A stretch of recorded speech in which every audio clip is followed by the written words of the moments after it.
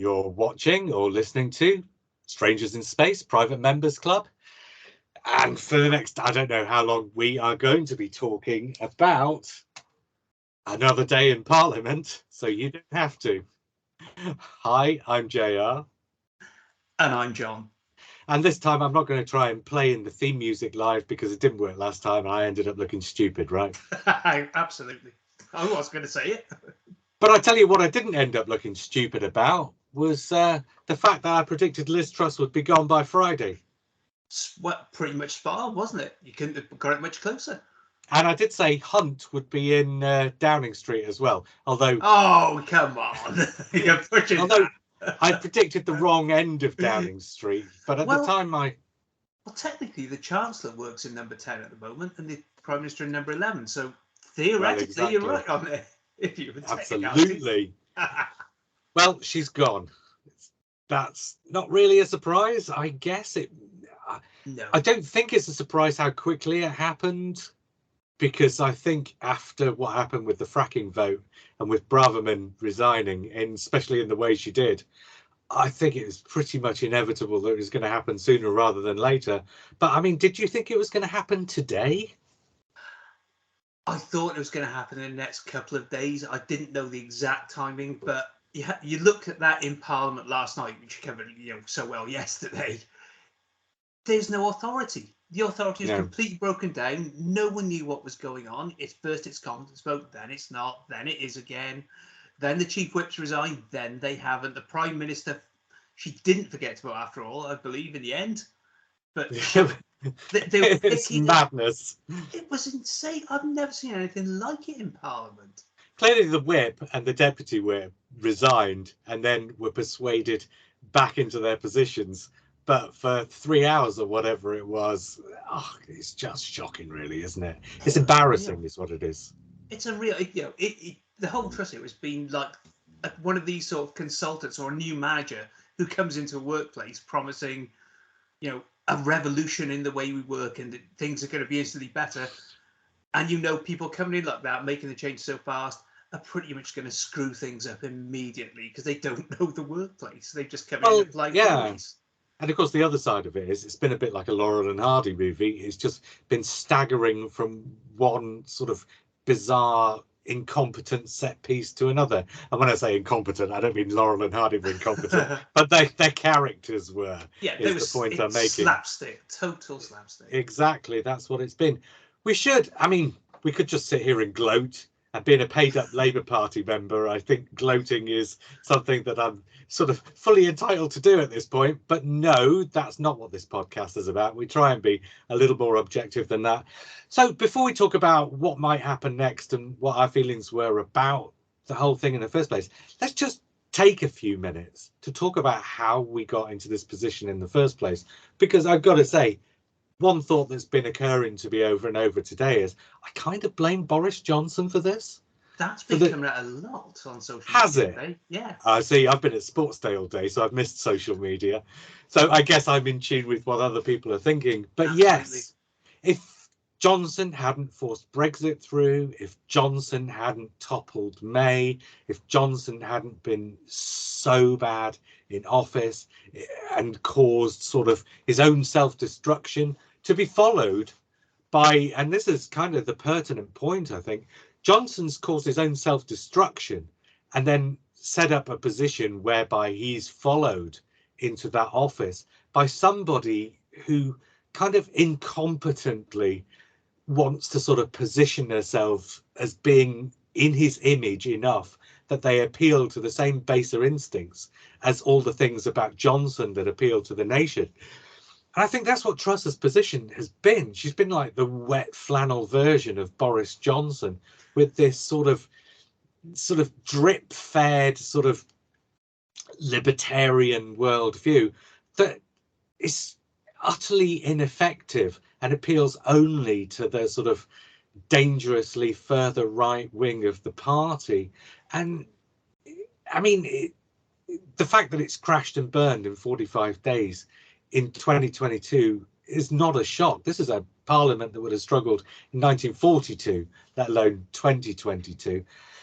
So I don't know what. So I think it's kind of goes back to Johnson. But I mean, is there anything else? What are your thoughts on that? Well, the other thought with Johnson is that he backed Truss for leadership purely because Rishi Sunak was seen to stab him in the back. So he didn't want Sunak going in there and making him look bad or overturning his policies. Instead, he backs Truss. And the other thing, I think, on the point of who Liz Truss appeals to, the point is she didn't need to appeal to the wider electorate. All she needed to do was appeal to the party vote. And again, that's the issue we've seen pretty consistently with leadership elections which have gone to the party. They have elected people who are quite appealing to the membership, but I think in terms of elections, the only one who's won that contest and an election is Boris Johnson, and only because he was going against the person who won the Labour Party. Well, this is why the Labour Party have struggled a bit in the last few years as well, because the Labour Party have, for better or worse, kind of thrown Blair's reputation under a bus and forgotten that he's the only leader who's won an election for the Labour Party in the last 40 odd years. And there's kind of a reason for that, that you have to have a leader who can appeal beyond the boundaries of the party. And that's what Tony Blair did. Hopefully that's what Keir Starmer's doing, not what Jeremy Corbyn did. And so there's been a bunch of leaders in the last few years and pre-Blair with Labour who weren't able to appeal beyond the boundaries of the party. And, you can put as many people in the party in those other positions, shadow cabinet, junior ministers, whatever, who are there for the party and to do the party's business. But the leader, the figurehead, has to be somebody who can appeal further than that. And of course, that was Boris Johnson's big success. Yeah, absolutely. That's the thing with Johnson. He did have a lot of luck in who he's going up against. I think he goes up against Ken Livingstone twice in London. Livingstone, yes, he was popular in London, but he's also a known caricature of left wing. And he was past his prime at the time, wasn't he? Absolutely. And Corbyn, exactly the same. So Johnson has been, he's been a lucky general in a lot of ways. Somebody made an interesting point. I think maybe it was one of us on the podcast, might even have been you, about Corbyn and the two elections, because he did well against May, a lot better than anybody expected. But that was against May, and that was against kind of the establishment. And so Corbyn looked like, at the time, the sort of appealing alternative. Yes, yeah. But of course, yeah, exactly. But of course, he didn't win that election. He didn't come anywhere close to winning that election. And what happened afterwards is that Boris Johnson then turns that on its head, because 2 years later, despite the fact that Boris Johnson is coming from the position of being in Downing Street, he managed to make Corbyn look like the establishment, because Corbyn had fought the last election and Johnson's the outsider coming in to sort of ride to the nation's rescue. Crazy. Absolutely. Well, that's the thing about Johnson. Despite the fact he is establishment down to his toenails, he's been to Eton, he's been to Oxford, he's come through the Mission, he's come through the Tory party. He is a Telegraph journalist as well, and the Times. You can't get more establishment. But the trick is, he's always sold himself as that maverick outsider, just because scruffy hair doesn't he doesn't give polished speeches, even though by all accounts that's a complete act. He simply is that maverick guy. Corbyn against that looks pale, because Corbyn doesn't have say Johnson's charisma or wider appeal to the electorate. And what Corbyn never managed to convince anybody of, and we should get off Corbyn in a minute because we're probably talking too much about him and too little about Truss. But what Corbyn didn't manage to do was convince the nation that he was there. Because I think what Starmer's got going for him is, now we need somebody who can do serious politics in serious times, which of course is Truss's undoing, because she didn't look like somebody who could do serious politics, and kind of proved that point many times over. Starmer looks like that man. I don't think Corbyn ever really did, because he kind of, for all his good points, and I do think Corbyn had lots and lots of good points, but for all his good points, he always looked like this cult figurehead, this sort of leader of this kind of sort of rebellion that came in from the far left almost. And he didn't look like he would be the kind of person who could make everything better for everybody. That was Tony Blair's great touch. He was the kind of person who looked like he could make everything better for everybody. And that's what you need somebody to come in and do, somebody who looks like they're going to do that. Of course, Boris Johnson didn't need to do that because he came in on the sort of Brexit ticket. I'm the man who's going to get this thing done. Let's talk about Truss, because that's what we're here for, and people are now listening to us doing the last sort of 10 or 15 years in politics. Well, you've got to have context, haven't you? Well, exactly, and I think, and when it's a big moment like the resignation of a prime minister, I don't think you just talk about the moment. I think you talk about where it's come from, you know, what the reason is for it, and where things are going to go next. So let's talk about the reason for it. And I mean, we've sort of gone over this, and we've certainly gone over this in previous podcasts. But I think, as well as being down to Johnson, this is down to the party. And as you know, you've said already on this podcast so far, I think there's been a kind of selfishness about putting Truss in and about putting in an unproven character in. Because the thing about Johnson is he looked like an unproven character, but actually he had tons of experience. Truss's experience has kind of been in positions where she doesn't absorb the good stuff about authority, but where she kind of, if you listen to Rory Stewart on The Rest is Politics, when he talks about being in the Foreign Office with her, and, you know, it sounds like this is the kind of person she was, she's always fobbing off the authority on everybody else and just taking the credit for the good moves, for the good things that happen, without actually being necessarily responsible for those things herself. And so I think where I'm coming to is that she's kind of given the impression before she goes into Downing Street that there's at least a certain level of competence to her, that it very rapidly became apparent after the sort of period of national mourning was over, because she didn't get a chance to do anything before that. So essentially that 45 days is really about 32 or something. Yep. But yeah, as soon as that happened, it became absolutely apparent that there was no competence there whatsoever, and that she'd surrounded herself with sort of yay sayers rather than people with a sort of objective handle on what needed to be done, such that Kwasi Kwarteng comes in and does this ridiculous budget that is essentially just Liz Truss says she wants this, yeah, okay. Liz Truss says she wants that, yeah, okay. And never a pause to think about what's good for the country or what's even possible for the economy to sort of do, for the behaviour of the economy to accomplish. So she's surrounded by these yay sayers, and there's nobody to stop her and tap her on the shoulder and say, take a step back, just look at what's happening and actually think about what you're doing. And that's been the trouble. And I think, as you know, the last sort of 3 weeks has gone on, it's just come to a head like 4 or 5 times, and it's actually quite staggering that she managed to last as long as she did, I think. I would agree with that. I mean, with what Rory Stewart said, you could say, you know, maybe she's fobbing everything off to everyone else. That's part of the art of leadership in a way. You can spin it as delegation being the art of leadership, but clearly she's not very good at that from the evidence we've had from 6 weeks. Yeah. Just on that point, that was one thing they said about Johnson too. They said it's all very well delegating when you're the mayor of London and you've got lots of people around who can do the jobs. When you're the prime minister, there's a point beyond which you can no longer delegate, but you have to make those decisions yourself. And I think that's his and her undoing. Yeah, there is a common theme, I think, on criticisms which I've seen, which were that they didn't read to the end of briefs. You know, for Johnson, infamously, the briefs had to be shortened to, you know, a page at tops. And I believe the same is Truss. And I think it was right from Oxford, her old Oxford tutor, there was a thing about her being headstrong. She was contrarian, but not necessarily, she didn't necessarily listen to any counter arguments. So she would hold her own position, and she would see that as somewhere to dig your heels in. And that is a really terrible position for a prime minister, because we've seen that you get forced to turn around and you look really indecisive if you haven't considered it. Again, what they did when they came in, if you're going to try something radical in politics, you need to work out what your political space is, what you can bear. And they simply didn't do that.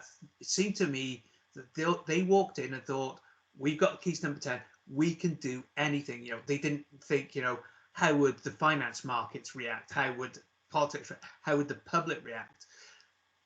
Again, with the first part, that's just basic politics. You have to know, the government has debts. You have to know how the guys you owe money to are going to react. And with the last part, I would say the way that politics is reported in this country, particularly by someone like Tim Shipman of the Times and the Telegraph reporters, it's reported as a soap opera. It's not, it's almost a disconnection between government policy and everyday life. So maybe even at that level, you need someone who to remind you of that. And if you're firing people like infamously Tom Scholar, who would have gainsaid what they said, he would have been that voice in the ear that you said they lacked. Yeah. He would have told them, you shouldn't do this because this is what will happen. And they said, no, we know best. And if you've got new guys coming in who say they know best, haven't proved it, and then do something so radical that it spooks the markets, instantly you look incompetent, and you're pretty much doomed from the start, because no one, even if you get to a general election, no one is going to forget that day when you see the pound crashing, you see Bank of England having to raise interest rates, when you see them having to prop up pension funds.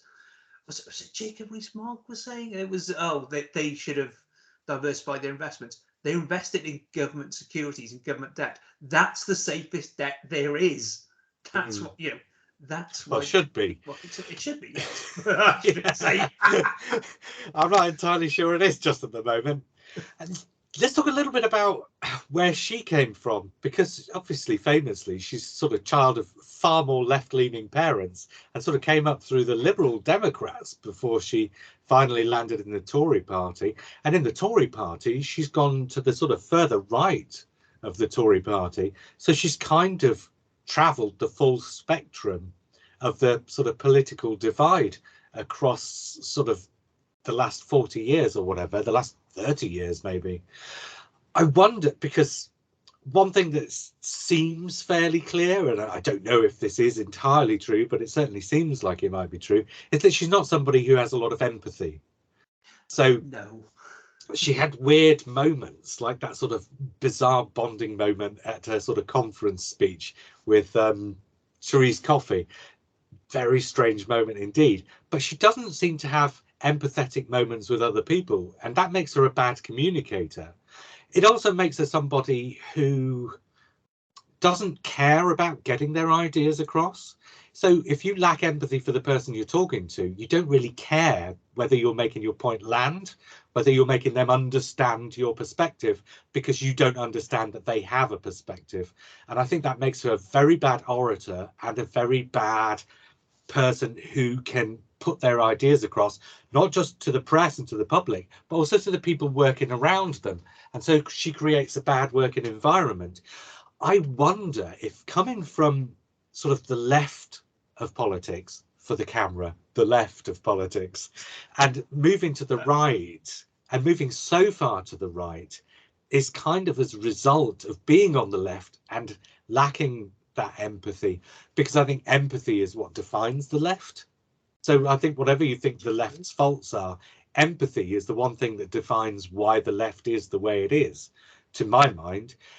And I think if you lack the empathy, but you have those ideals, it's very easy to turn that corner from sort of liberal into libertarian, because those ideals then only apply to you and they become personal rather than progressive and communal.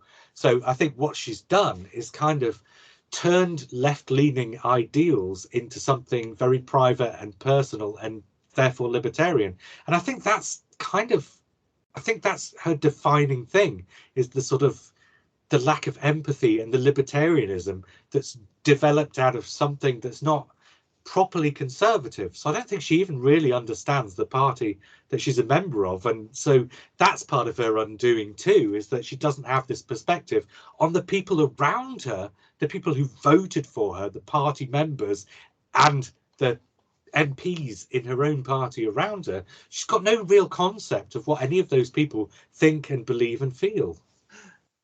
No, because I remember when the leadership contest was on, she was basically promising they could have what they want. There was no kind of way to go, what really makes them tick, what they really want. It's the surface stuff. It's you can have the tax cuts. We can reshape the state as we want, and you can keep your pensions, and the country will be great again.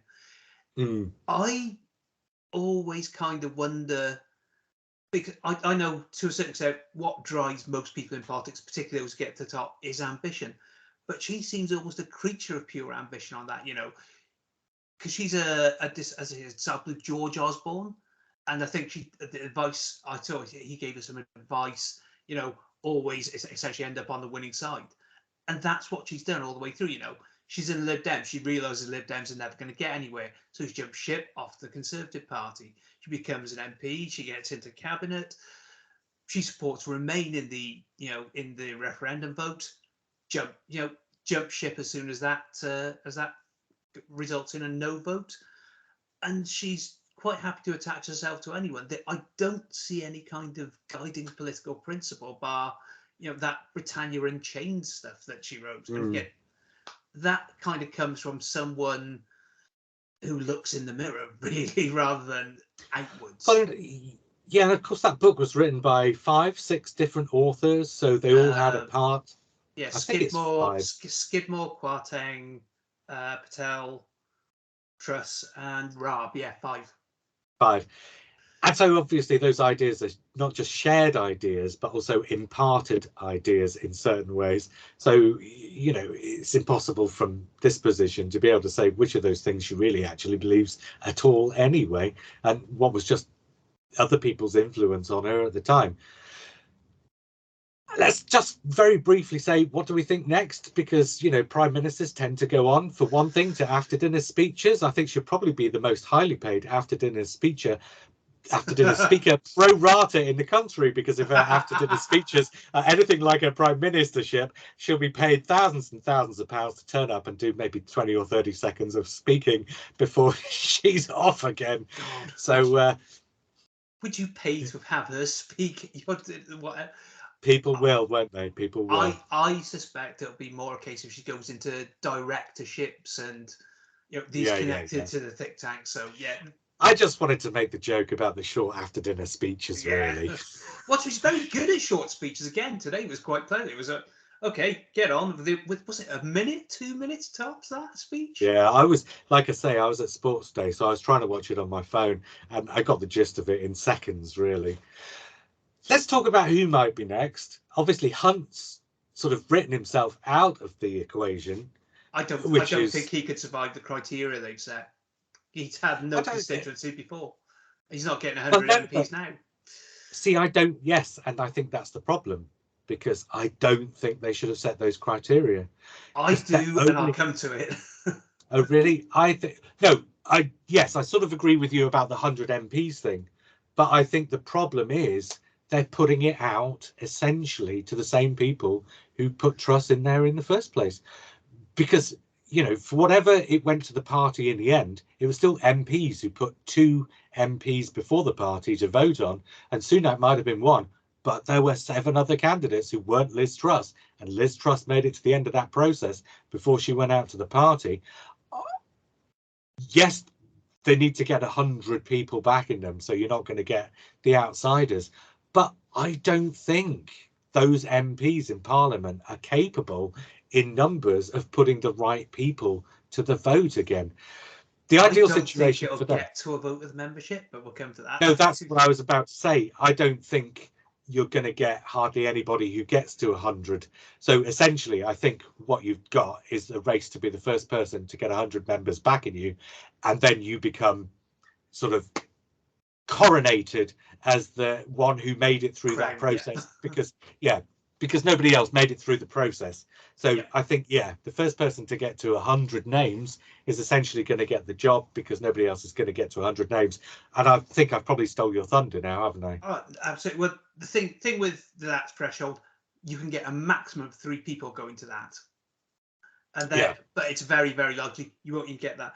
The thing with that 100 points of view, it's because the right of the Conservative Party has been pretty much in the ascendant for the past 6 years. That threshold I don't think any of them can hit it. I don't think Braverman could get anywhere close to it. I don't think Badenoch could get anywhere close to that. And that's what they want to rule out, is that extreme right candidate making that run through again. Because they don't want a third sort of Johnsonite in a row, essentially, do Absolutely. they? That would be the worst disaster for the Conservative Party and for the country. So what they really need is somebody who can appeal across the board.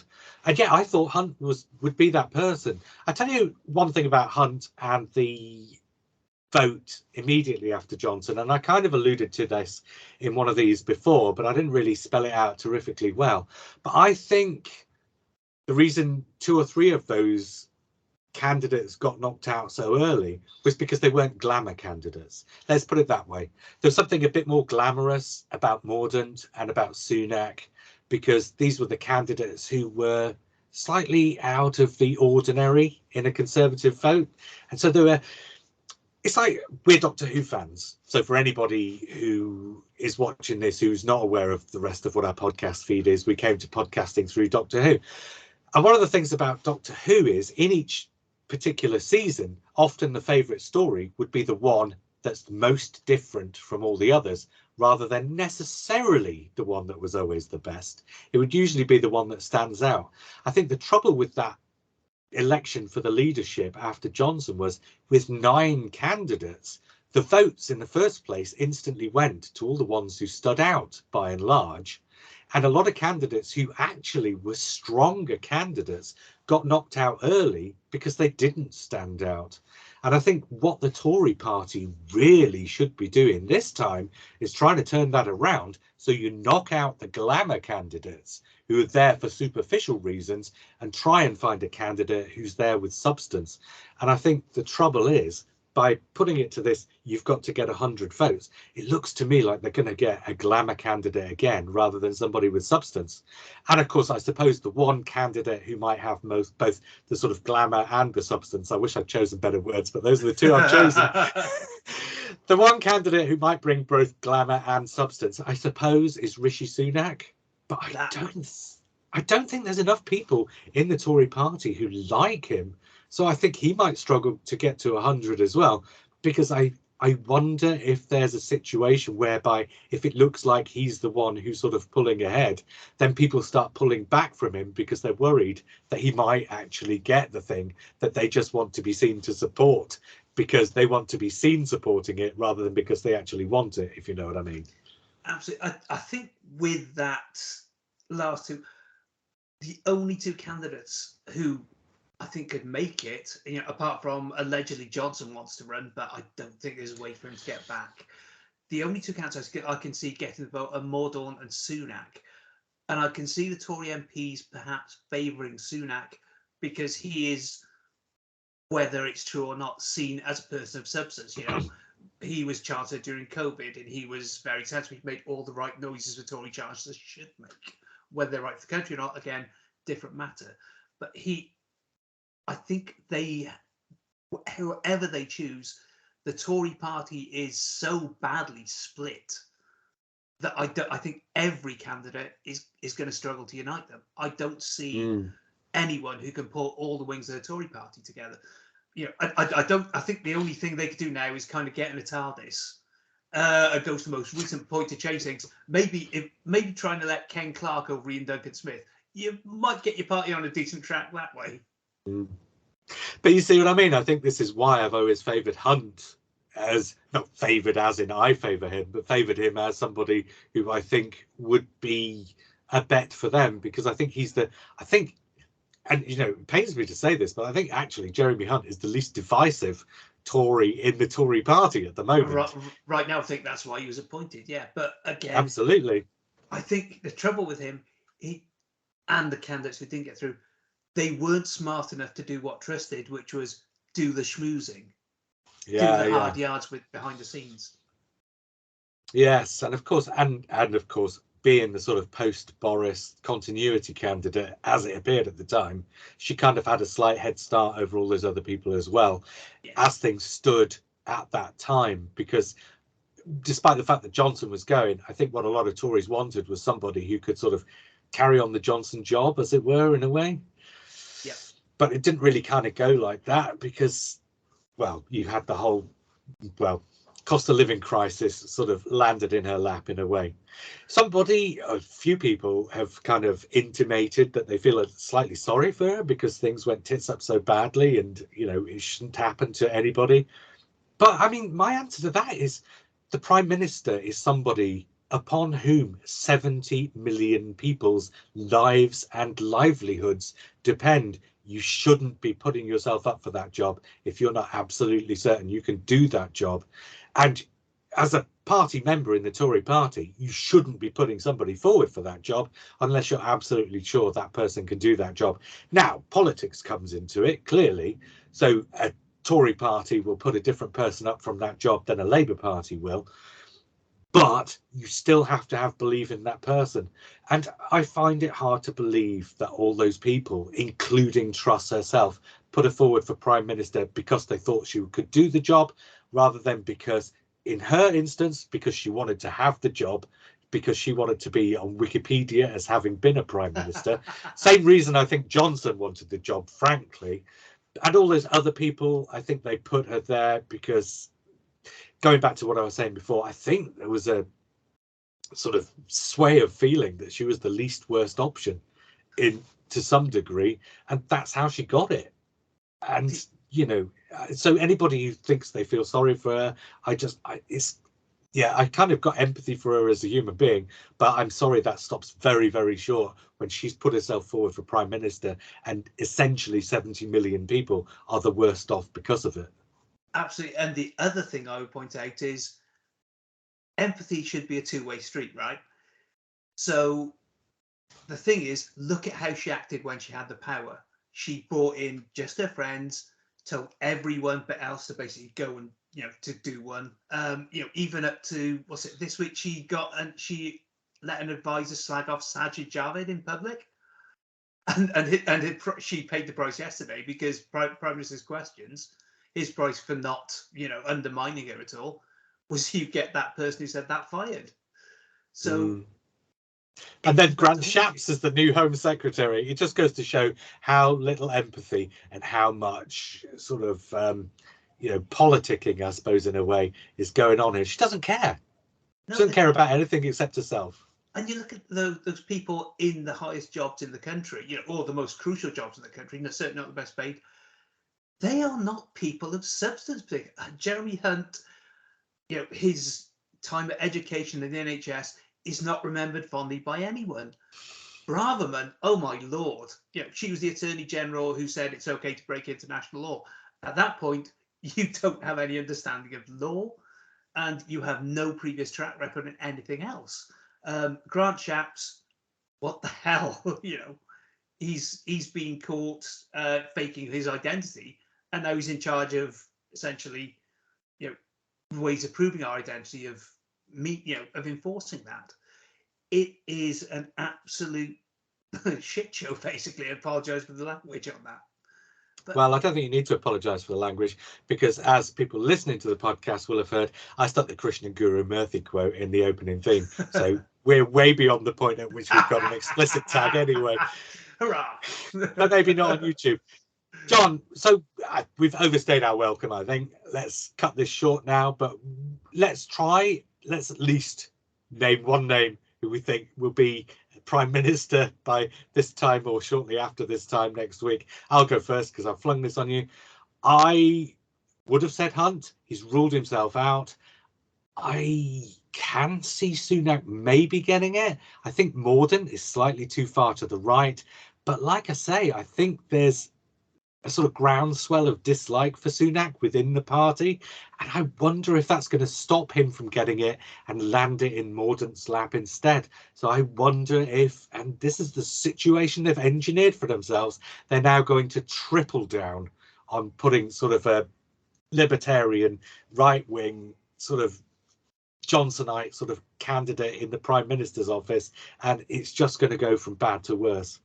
So that's my prediction. I'm going to predict Mordaunt. Another Doctor Who fan in number 10. I just think that Sunak will get it. He has stayed out of the current mess. He's deliberately distanced himself.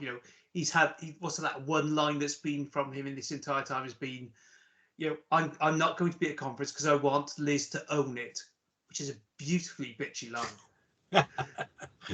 So I kind of think the Tories will think that they think he'll be well remembered simply because he was the guy who gave out the cash during COVID, even though he did the absolute minimum possible. And then with the Eat Out to Help Out stuff, it did a hell of a lot for a new wave of COVID in the autumn. Yeah, so, actually, a lot of that it looked good, but it really wasn't. No. He had good optics. He had favourable press. That was the thing. So I have a strong suspicion it will be Sunak, because I just think the Tories, particularly with the polling we're seeing of lately, are having a pretty much existential crisis where they believe they're going to be wiped out. And on that note, then, and I suspect you probably will be right, but we'll see. We'll see. On that note, until probably this time tomorrow, because let's face it, things are happening so quick. We seem to be needing to do one of these about every 6 hours at the moment until we do all this again. I was JR. And I was John. And we will speak again soon.